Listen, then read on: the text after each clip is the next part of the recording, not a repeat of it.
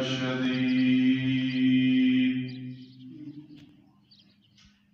قال النبي صلى الله تعالى عليه وسلم: أربع من أوتيهن فقد أوتي خير الدنيا والآخرة: قلب شاكر ولسان ذاكر وبدن على البلاء صابر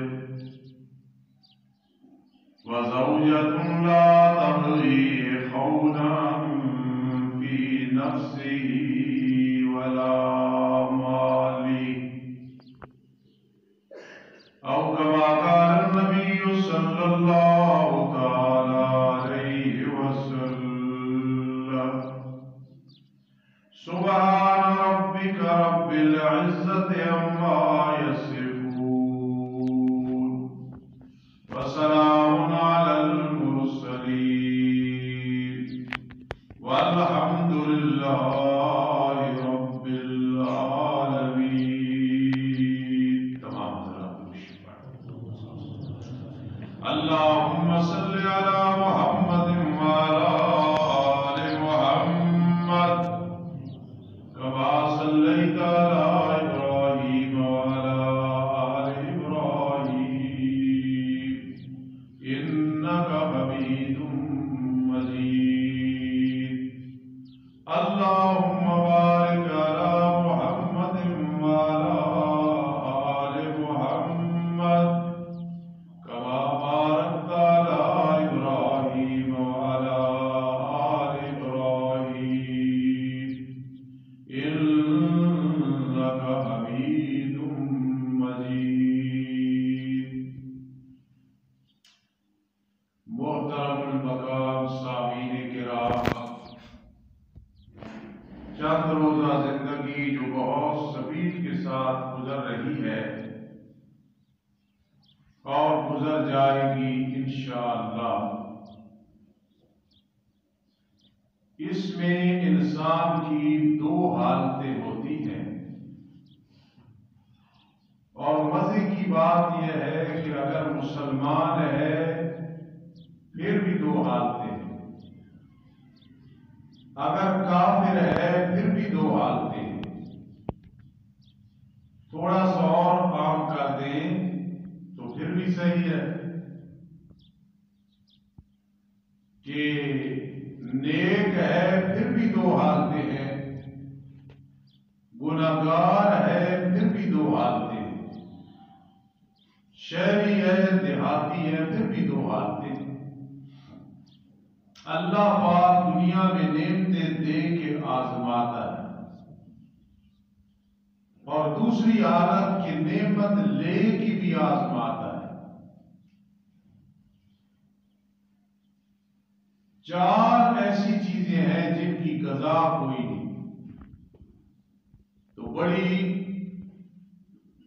افسوس یا پریشانی یا غم کی یا فکر کی بات ہے کہ چار چیزوں کی قضا نہیں ہے. نماز کی قضا ہے، روزے کی قضا ہے، زکوٰۃ کی قضا ہے، لیکن چار چیزوں کی قضا کوئی نہیں. اللہ رب العزت کوئی نعمت عطا کرے جلدی شکر ادا کرو. قضا اس لیے نہیں، بعد میں اور نعمت، کوئی اور نعمت، کوئی اور نعمت، انسان کو پھر پچھلی نعمت کا ٹائم ہی نہیں ملے. کوئی نعمت بھی نصیب ہو جائے جلدی اللہ تیرا لاکھ لاکھ شکر. دوسرے نمبر پہ کوئی مصیبت آ جائے، بڑی چھوٹی، تو صبر کرنا، اس کی بھی قضا ہوئی. اس لیے کہ خدا نخواستہ صبر نہیں کیا، کوئی اور پریشانی آ جائے گی، پھر کوئی اور آ جائے گی. اس وقت جو صبر نہیں کیا اس کی قضا ہی کوئی. نبی اکرم صلی اللہ تعالی علیہ وسلم قبرستان سے گزر رہے تھے، ایک عورت کو دیکھا کہ قبر میں بیٹھ کے رو رہی ہے۔ بخاری شریف کی حدیث ہے۔ میرے آقا علیہ السلام نے اس کو سمجھایا، اس نے چونکہ پہچانا نہیں تو کہنے لگی کہ اگر تجھے یہ مصیبت پہنچی جو مجھے پہنچی ہے تو پھر میں دیکھوں۔ میرے آقا علیہ السلام نے سمجھایا، تشریف لے آئے۔ بعد میں کسی نے بتایا کہ وہ کون تھے، تجھے پتا ہے؟ نبی اکرم صلی اللہ تعالی علیہ وسلم معذرت کے لیے آئے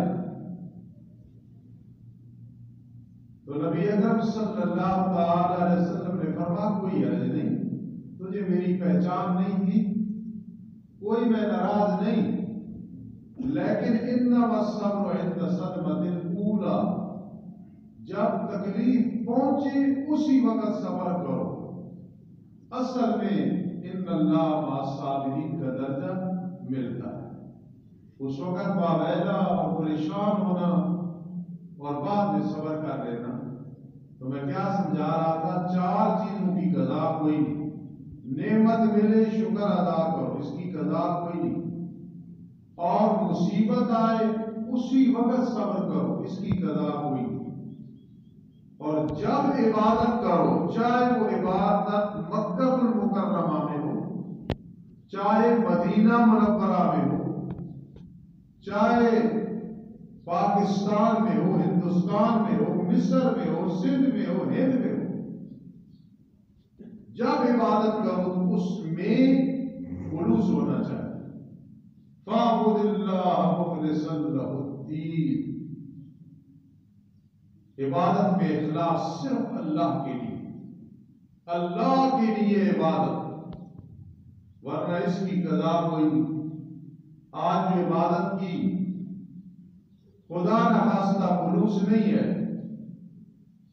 پھر کل جب عبادت کریں گے تو اگلی عبادت، پھر اگلی نماز، پھر اگلی نماز، تو عبادت میں خلوص ہوگا ورنہ اس کی قضا کوئی نہیں۔ جب بھی عبادت کرو، قرآن مجید فرقان حمید کے بارے میں عبداللہ ابن عباس رضی اللہ تعالیٰ عنہ نے فرمایا، عنہما نے فرمایا کہ ہر چیز کا ایک مغز ہوتا ہے، قرآن کا مغز ہے قوامیم 7 سورتیں جن کی شروع میں خواب آتی ہے، اور ان 7 خوامیم سورتوں کا جو خلاصہ ہے نا، مبدا ہے، وہ سورہ زمر میں ہے، اور سورہ زمر کا دعویٰ ہے فاعبد اللہ فاعبد اللہ فاعبد اللہ، اور پھر فاعبد اللہ کا جو مطلب ہے اگلی سورت حامی مومن میں ہے فاعبد اللہ فاعبد اللہ، قرآن تفسیر کر رہا ہے فاعبد اللہ، اللہ کی عبادت کرنی ہے، اور وہ کیسے کرنی ہے؟ فاعبد اللہ، اللہ ہی کو پکارنا ہے۔ پھر پورے قرآن کا خلاصہ سورہ فاتحہ ہے، اور سورہ فاتحہ کا دعویٰ ہے ایاک نعبد و ایاک نستعین۔ اب سورہ زمر میں ہے فاعبد اللہ، ادھر ہے ایاک نعبد، آگے ہے حامی مومن فاعبد اللہ، ادھر ہے ایاک نستعین۔ تو نتیجہ یہ نکلا، پورے قرآن کا خلاصہ پوری زندگی لگاؤ تو نہیں بیان ہو سکتا، لیکن اجمالی طور پہ 1 منٹ میں بیان ہو جاتا ہے۔ کیسے؟ پورے قرآن کا خلاصہ ایاک نعبد و ایاک نستعین، اور پھر ایاک نعبد و ایاک نستعین کا خلاصہ بسم اللہ الرحمن الرحیم میں ہے، اور بسم اللہ الرحمن الرحیم کا خلاصہ بسم اللہ کی با میں ہے، اور با کا معنی کیا ہے؟ استعینوا باللہ، جب مشکل میں پھنسو مدد اللہ سے طلب کرو۔ تو آپ کئی حضرات بیٹھے ہیں جو قرآن کا ترجمہ نہیں جانتے، کئی بیٹھے ہیں جو جانتے ہیں، لیکن ہر ایک یہ جواب یاد کر لے کہ اگر آپ سے وہ پوچھے قرآن کا یا استاد ہوتے ہیں نا خلاصہ، تو قرآن کا خلاصہ بسم اللہ الرحمن الرحیم میں ہے، اور بسم اللہ الرحمن الرحیم کا جو خلاصہ ہے وہ بسم اللہ کی باب ہے۔ اب میں ایک حدیث پڑھ کے آپ کو سمجھانے لگا ہوں۔ کل امر ذی بال لم یبدا بسم اللہ فهو اخطا واعظم، ہر اچھا کام جس کے شروع میں بسم اللہ نہ پڑھی جائے وہ بے برکت ہے۔ بہت ہمارے گھروں میں سستی ہے، دوسروں کو کیا کہیں، ہم جو مولوی اور حافظ قاری ہیں ہمارے اندر بھی یہ سستی اور نہیں ہونی چاہیے۔ ایک گھر میں جا کے سلام دینا، آتے ہوئے سلام دینا بہت سستی ہے، اسی لیے برکت کی کمی ہے۔ السلام علیکم ورحمۃ اللہ، آنے لگو السلام علیکم ورحمۃ اللہ وبرکاتہ۔ اور جو اچھا کام شروع کرو بسم اللہ الرحمن الرحیم۔ پہلے دور میں مائیں دودھ پلاتی تھی بسم اللہ الرحمن الرحیم پڑھ کے، روٹیاں پکاتی تھی بسم اللہ الرحمن الرحیم پڑھ کے، لسی بنا رہی ہوتی تھی بسم اللہ الرحمن الرحیم، کتنی برکتیں ہوتی تھی۔ تو پھر اس بات کو سمجھو کہ یہ بسم اللہ ہر اچھے کام میں کیوں ضروری، کہ پورے قرآن کا خلاصہ ہے بسم اللہ الرحمن الرحیم۔ اور پھر بسم اللہ الرحمن الرحیم قربان جاؤ، اس کا خلاصہ بسم اللہ کی با ہے۔ تو ایک با جو پڑھتے ہو نا بسم اللہ، اس میں اللہ نے پورا قرآن مجید کا خلاصہ رکھ دیا ہے۔ اور وہ کیا ہے کہ زندگی میں مشکلات آئیں گی، تکلیفیں آئیں گی، فراق آئیں گے، جدائیاں آئیں گی، لیکن استعینوا باللہ، مشکلات میں مجھ ہی کو پکارنا تو سارے کام تمہارے سمجھ جائیں گے۔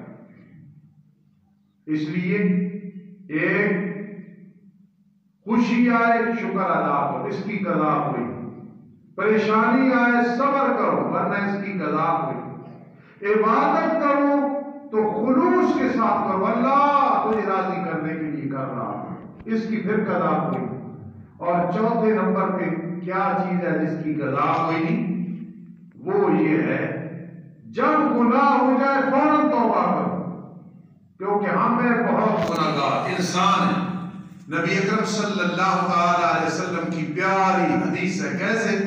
قال النبی صلی اللہ تعالی علیہ وسلم کلکم حطاؤون وخیر الحطائین التوابون۔ جب میرے آقا نے فیصلہ کر دیا، کس کی مجال ہے کہ کوئی شک کرے، کلکم حطاؤون، اے میرے سارے امتیوں تم سارے کے سارے گناہگار ہو، گناہ سے نہیں بچ سکتے ہو، لیکن وخیر الحطائین التوابون، بہتر گناہگار وہ ہے جو گناہ کر کے توبہ کرے، اللہ کو پکا راضی کر لے، توبۃ نصوحا۔ خیر تم میں سے بہترین وہ انسان ہے خدا نہ خاصہ گناہ ہو جائے پھر وہ توبہ کر لے۔ تو اس لیے چوتھی چیز جس کی قضا کوئی نہیں وہ یہ ہے کہ گناہ ہو جائے تو فوراً توبہ کرو، ورنہ ہو سکتا ہے پھر موقع نہ ملے۔ ایک آدمی فوت ہوا، کسی کی خواب میں آیا، بزرگوں نے تعبیر بتائی کہ یار بغیر توبہ کے فوت ہو گیا، توبہ استغفار ہر وقت کرنی، جو گناہ ہو جائے اللہ معاف کر دے، اللہ معاف کر دے۔ جو میں نے آیت کریمہ پڑھی اس میں یہ سمجھانا چاہتا ہوں کہ لَئِن شَكَرْتُمْ لَأَزِيدَنَّكُمْ، فرما میری اتنی نعمتیں ہیں، اتنی نعمتیں ہیں، اگر تم شکر ادا کرو گے لَأَزِيدَنَّكُمْ، میں تمہیں زیادہ دوں۔ قربان جاؤ امام ابو حنیفہ رحمت اللہ تعالی علیہ، وہ فرماتے ہیں سب سے بڑی نعمت ایمان ہے، جسے ایمان نصیب ہو گیا رب کائنات بہت انعام کرتے ہیں اس پہ۔ اور میں قرآن کے ایک مقام پڑھ کے آپ کو سمجھاتا ہوں، آپ خوش ہو جاؤ۔ والذین آمنوا واتبعتهم ذریتهم بایمان، اسی طرح الحقنا بهم وما التناهم من عملهم من شیء۔ کر سب رہے اسی طرح. وما أَلَتْنَاهُمْ مِنْ عَمَلِهِمْ مِنْ شَيْءٍ. آپ خوش ہو جاؤ گے. سمجھنا ذرا بات. فرما جو لوگ دنیا میں ایمان لائے پھر ان کی اولاد بھی اس طرح ایمان لائی لیکن عمل میں کمزور ہے, اس طرح عمل نہیں کر سکے. کیے ہیں لیکن اس طرح نہیں کیے.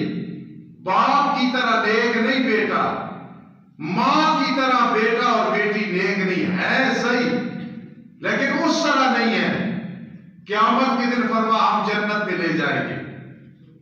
جنت میں وہ جو باپ نیک ماں نے, اور قرآن میں اصول بھی بتایا ہے کہ اگر ماں باپ نیک ہو نا اولاد پہ اثرات ہوتے. کان ابوہما صالحا, اس والد اور والدہ کی دعائیں پوری زندگی انسان کو ملتی رہتی ہیں.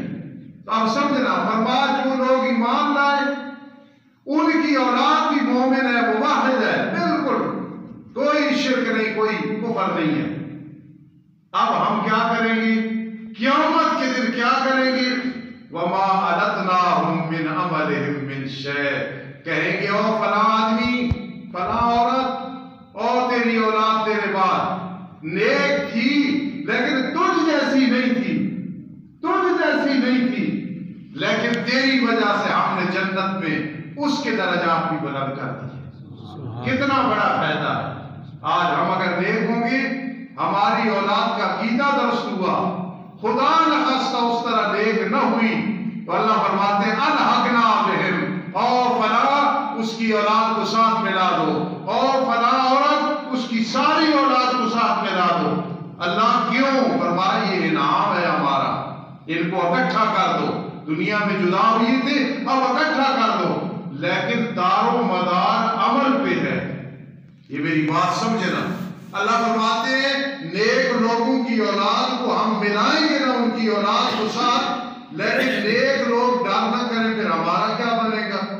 میرے تو جنت میں اعلیٰ درجہ ہوگا. ایک آدمی کہے تو میری اولاد اس طرح نیک نہ ہوگی, اللہ اسے جنت میں میرا مقام, تو پھر میرے عمل کا کیا بنے گا؟ عمل کی فکر کرو. قرآن پھر تسلی دے رہا ہے وَمَا أَلَتْنَاهُمْ مِنْ عَمَلِهِمْ مِنْ شَيْءٍ وَمَا أَلَتْنَاهُمْ مِنْ عَمَلِهِمْ مِنْ شَيْءٍ. وہ جو نیک جنت میں چلا گیا, اولاد کو ساتھ ملا دیا, بیٹیوں کو ساتھ ملا دیا, وَمَا أَلَتْنَاهُمْ مِنْ عَمَلِهِمْ مِنْ شَيْءٍ. وہ جو جنت میں ان کے عمل میں کوئی فرق نہیں آئے گا, ان کا عمل اسی طرح, نامہ اعمال اسی طرح بھرا ہوا ہوگا. ان کا تھوڑا سا کم ہوگا, ہم اپنی رحمت کے ساتھ اسے بھر دیتے. امام حنیفہ رحمہ اللہ فرماتے تھے سب سے بڑی دولت کیا ہے؟ ایمان ہے. اور فرمایا جو ایمان کا اللہ کے سامنے شکر ادا کرے نا, اس لیے میں کہا کہ تم روز 2 نفل پڑھا کرو شکرانے کی. کیوں؟ یا اللہ تو نے ایمان کی دولت دی ہے, نبی علیہ السلام کا سچا امتی بنایا ہے. فرمایا جو آدمی ایمان کے بارے میں اللہ کا شکر ادا کرتا رہے, خاتمہ بھی ایمان ہوتا ہے, آخری ٹائم ایمان نصیب ہوتا ہے. کتنے اللہ کا شکر ادا کرتے ہو؟ تو یہ بھی کیا کرو, یا اللہ ہمیں تو ایمان کی دولت سے مالا مال کیا ہے, اللہ تو نہ چاہتا تو ہم مومن نہ ہوتے, کچھ اور ہوتے, ہمارا کیا بنتا. اس لیے اللہ کی نعمتوں کا شکر ادا کرنا ہے. اللہ بہت راضی ہوتے ہیں جس آدمی کو یہ عادت پڑ جائے نا. قرآن مجید میں ایک مقام پہ اللہ نے فرمایا ما یفعل اللہ بعذابکم ان شکرتم وآمنتم. میرے والد صاحب رحمت اللہ تعالی علیہ طبیعت کے سخت تھے, اس سختی نے ہمیں بڑا فائدہ پہنچایا. مجھے یاد ہے بچپن میں ہمیں کہا کرتے تھے تمہیں جو سزا دیتے ہیں وہ مزہ نہیں آتا, تمہاری اصلاح کے لیے تمہیں سزا دیتے ہیں. یہ میں مثال سنایا کرتا ہوں, اب آپ کو بات سمجھ آئے گی. ما یفعل اللہ بعذابکم ان شکرتم وآمنتم. اللہ کیا کرے گا تمہیں عذاب دے کے. دیکھو کتنا پیار ہے اللہ کا اپنی مخلوق کے ساتھ. ما یفعل اللہ, اللہ کیا کرے گا تمہیں عذاب دے کے, جہنم میں بھیج کے. جب جہنم کا ذکر آیا نا قرآن مجید میں, ذرا قاری حافظ سمجھیں گے تو آیا فتحت ابوابها, اور جب جنت کا ذکر آیا تو فرمایا اس میں کیا فرق ہے؟ جنت سامنے آئے گی وفتحت ابوابها اور دوزخ ہوگی تو فتحت ابوابها. کیا فرق ہے؟ فرق یہ ہے کہ جہنم آئے گی دروازے بند ہوں گے. کسی کے گھر جاؤ اگلا دروازہ بند کر دے, بڑی دیر کے بعد کھولے تو میرے بھائی آتے یار صاحب کیا کہیں گے, یار اتنی تمیز نہیں, گلی میں کھڑے اور اس نے دروازہ نہیں کھولا. اور اگر کہیں جاؤ تو پہلی دروازے کھولے ہوں اور کہا جا رہا ہو آ جاؤ آ جاؤ آ جاؤ خیر خیر خیر خیر, مطلب کتنا لطف آتا ہے. فرمایا جہنم جب لائی جائے گی نا تو جہنمیوں میں جہنم میں جانا کا دروازے بند ہوں گے. ایک تو یہ وجہ کہ جہنم کی آگ اتنی ہیٹ ہوگی, اتنی گرمی ہوگی تاکہ باہر کسی کو محسوس ہی نہ ہو. اور دوسرا یہ ہے کہ جب جہنم کا دروازہ کھلے گا تو جہنمی آدمی کو پہلا دھکا ہی دروازے سے ملے گا کہ دروازہ اکسو فیہا ولا تکلمون. اس لیے دروازے بند ہوں گے کس کی؟ جہنم. لیکن جب جنت کی بات آئے گی تو پھر کیا ہوگا؟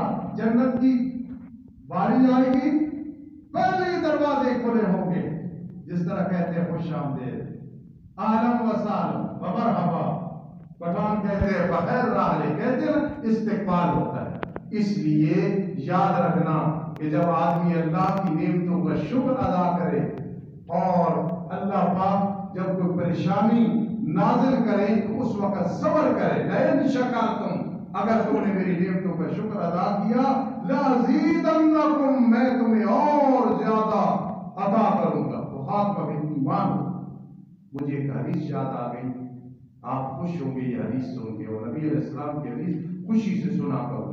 اللہ پاک کے پیغمبر اسلام نے دعا دی ہے کہ جو میرا امتی خوشی کے ساتھ میری حدیث سنے اللہ اس کے چہرے کو بارونق کر دیتے ہیں. اب سننا حدیث. قال النبی صلی اللہ تعالی علیہ وسلم خیر الناس من طال عمره وحسن عمله. یہ حدیث پھر زندگی لمبی مانگا کرو اپنے لیے صحت والی, ماں باپ کے لیے مانگا کرو لمبی زندگی صحت والی. کیوں؟ نبی علیہ السلام کی حدیث سنو. من طال عمره, میرے امتیوں میں سے بہترین وہ میرا امتی ہے اللہ عمر دے دے لمبی, لیکن اتنی بات نہیں, ابھی نہیں, اگلی سنو حدیث کا حصہ سنو. من طال عمره, جس کی عمر لمبی ہے, وحسن عمله, اور اس کے عمل بڑے اچھے ہیں, فرمایا اس میرے امتی کو کہہ دینا تو خیر الناس خیر الناس. 100 سال عمر ہے, 90 سال ہے, 80 سال ہے, اللہ سے مانگو 200 سال اللہ دے دے عمر. حضرت نوح علیہ السلام 950 سال تبلیغ کی ہے, 1300 سال عمر ہے. عمر صحت والی پھر عمل بھی اچھے کرے تو وہ خیر الناس ہے. قربان جاؤ میرے آقا نے یہ خیر کبھی فرما خیرکم من تعلم القرآن وعلمہ, یہ حضرات سمجھ رہے ہیں, کبھی پھر فرما خیر الناس. اس میں صرف عالم آئے, مجتہد آئے, مفتی آئے, استاد آئے, لیکن اس میں پوری امت کو داخل کر دیا ہے کہ آؤ خیر الناس بننا ہے, عمر اللہ دے دے لمبی اور اعمال تمہاری کیا ہو اچھی. تو میں سمجھا رہا تھا لئن شکرتم, اگر میری نعمتوں کا شکر ادا کرو گے میں تمہیں اور پھر دوں گا. وَلَئِن كَفَرْتُمْ, اگر ناشکری کی, ان عذابی لشدید, میرا عذاب پھر بہت سخت ہے. میری ناشکری نہ کرنا, ہر وقت الحمدللہ الحمدللہ الحمدللہ. 4 چیزیں سن لو مختصر سی. میرے آقا نے فرمایا جس میرے امتی کو 4 چیزیں نصیب ہو گئی مبارک دے دینا کہ تجھے سب کچھ مل گیا ہے.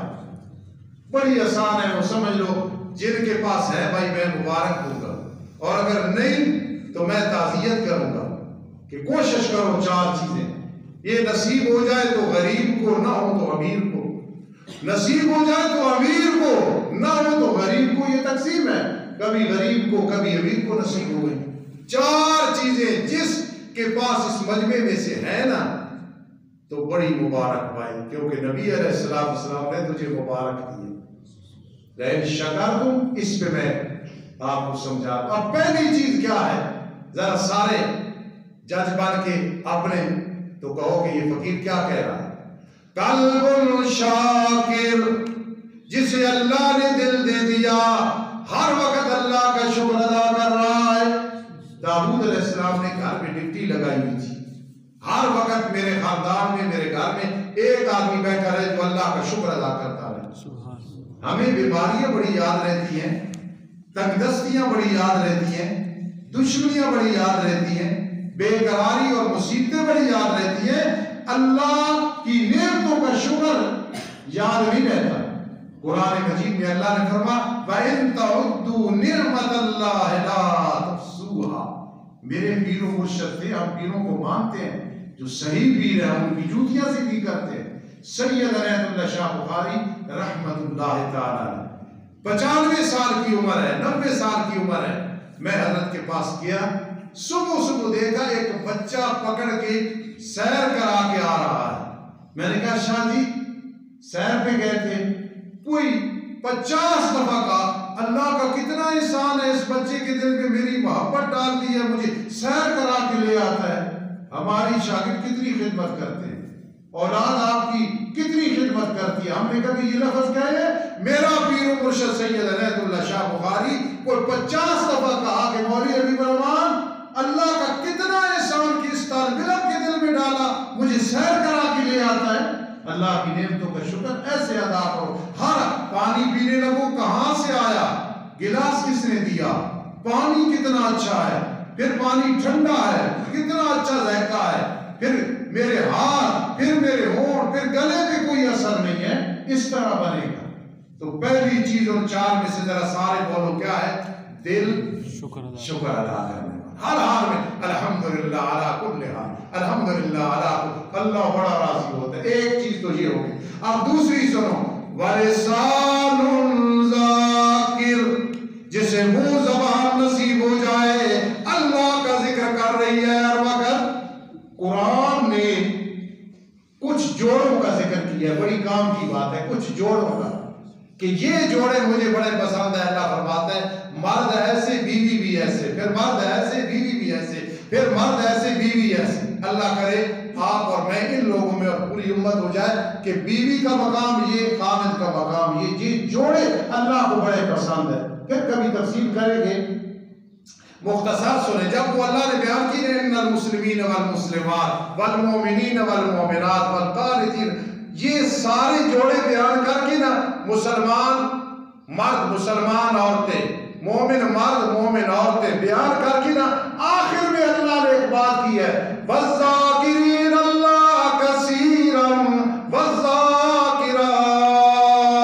اس دنیا میں خامد بیوی دیکھ لو، اگر تمہارا جوڑا ایسا ہے وَالذَّاكِرِينَ اللَّهَ كَثِيرًا، خامد بھی اللہ کا ذکر کرنے والا ہے، بیگم بھی اللہ کا ذکر کرنے والی ہے، خامد بھی تہجد پڑھ رہا ہے، بیوی بھی تہجد پڑھ رہی ہے، خامد بھی قرآن کی تلاوت کر رہا ہے، بیوی بھی قرآن کی تلاوت کر رہی ہے، خامد بھی اللہ کا قرآن پڑھا رہا ہے، بیوی بھی اللہ کا قرآن پڑھا رہی ہے۔ وَالذَّاكِرِينَ اللَّهَ كَثِيرًا وَالذَّاكِرَاتِ، یہ جوڑے دنیا میں بہت کم ہیں۔